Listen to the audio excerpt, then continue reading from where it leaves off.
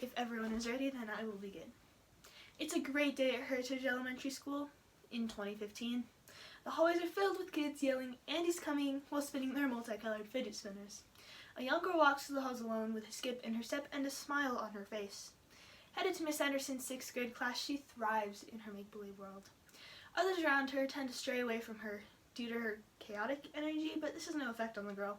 She grasps her toy dog as tight as she can and walks through the door. The people in class are making conversation about the latest episodes of Wizards of Waverly Place, or how they had the best mac and cheese of their lives for dinner last night.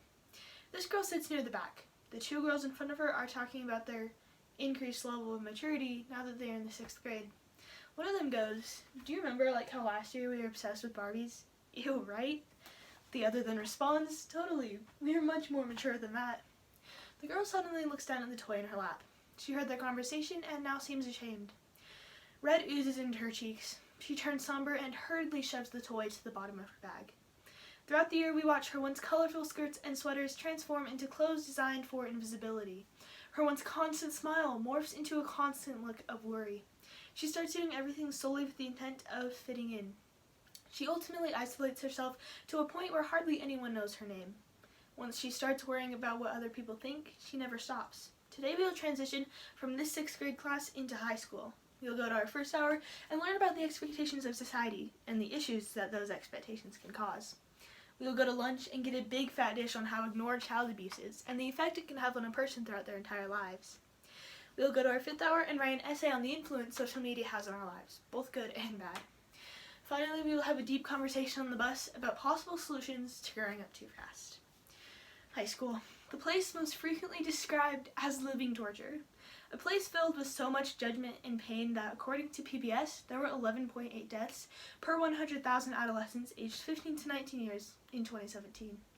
Irina Esterlis conducted an experiment where she studied the brains of 20 people, 10 of whom were diagnosed with clinical depression.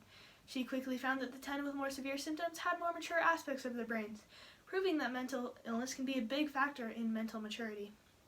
Childhood is changing from what it was. At younger and younger ages, girls are pressured to worry about what they wear and how they look wearing it. Boys are pressured to act the most masculine, to act like real men. They are determined to fit into the stereotypes. They are scared to express themselves the way they internally want to, or stand up for what they believe in because it can be socially unacceptable. This can be detrimental to everyone involved. One of the biggest factors of anxiety and depression is exclusion. We all know the alphabet, right? A, B, C, D, you get the picture. Let's break it down a little. You have your vowels, A, E, I, O, U, and then you have your more commonly used consonants like R, S, and T. Then you have your less commonly used consonants like X, Z, Q, and J. Let's compare this to our society. You have your cheerleaders and jocks who are well known and attractive, for the most part. They're praised for being extroverted and good within groups of people. You have your average person, not super well known but not ignored. Then you have the brains, the people who are smart, who excel in school. The people who are determined to fade into the background. I have a little bit of a secret. It's not something I usually tell people.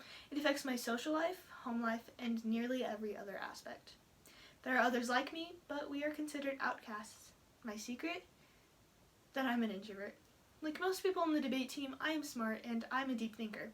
Some of the people who had life-changing ideas, they were introverts. Albert Einstein, Bill Gates, Emily Dickinson, some of the most widely known people, but at the same time, the most reclusive people. Their ideas to help change the world came from spending time with themselves. If not for them and others like them, we would not be the world we are today. I would like to share a story with you. This story does include some descriptions about child abuse, suicide, and other mental health issues, so if that bothers you, then feel free to mute me or leave the room.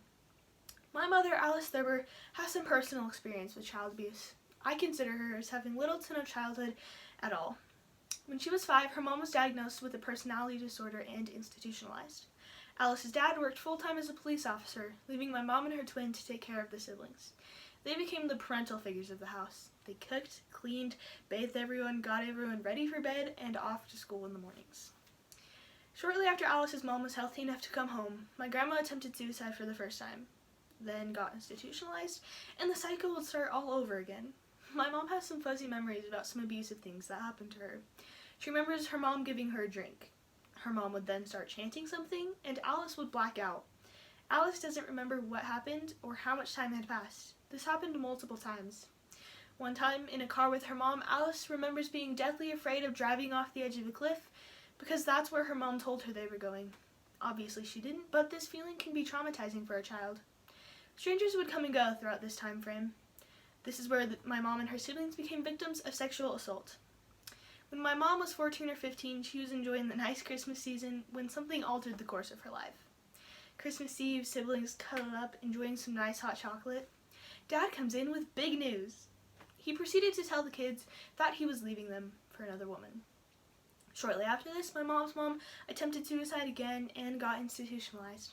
So with both parents out of the house, my mom and her twin moved in permanently with their grandparents. Alice always said that if someone had reached out to her, whether it be a friend, church leader, or teacher, the direction of her life would have been way different. She developed an eating disorder at a very young age to try to have some aspect of control in an uncontrolled environment. Notice the red flags, because you can drastically change someone's life. According to Mayo Clinic, some warning signs of child abuse may be severe depression or anxiety, withdrawal from friends or usual activities, avoidance of teachers, and failure in grades, and lower self-esteem than usual. Now, these obviously aren't all of them, but it's good to know the basics. If you notice something is off in a friend or a friend's little sibling, don't feel afraid to reach out.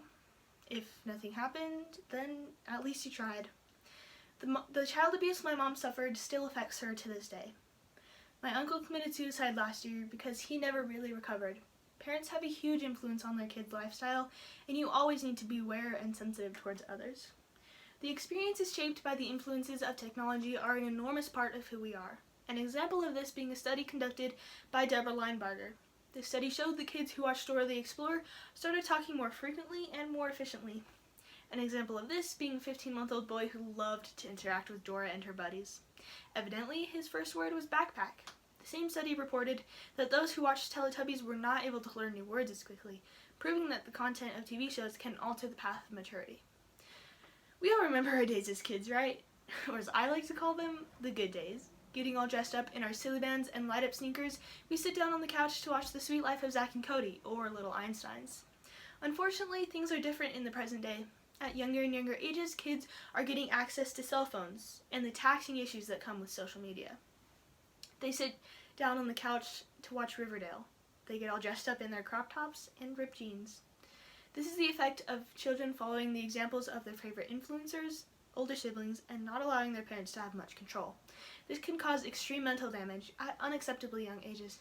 Oh, there's the bell. Time to head out to the bus. Hey bus driver, how's your day? Not good? Oh, well, let me show you how to change that. And you may be wondering what could possibly be a solution to the issues we've discussed. There isn't really a specific answer. Focus on the more important parts of your existence, the happy parts. Don't ignore the negative issues, just don't dwell on them. Feel your feelings and move on, as my mom always says. Spend some time with what you love, whether that's snuggling up with your dog, riding a bike, painting a picture, or reading a book. Distracting yourself with things other than technology can be extremely beneficial to your mental and physical health. Now, I'm not saying you have to pull out the Barbies and toy cars, but it's okay to be yourself. Thank you for spending this day with me. I hope you will learn to become aware of your surroundings, take a break from social media and the opinions of others, and focus on the positive, because it could save your life and maybe others. Thank you.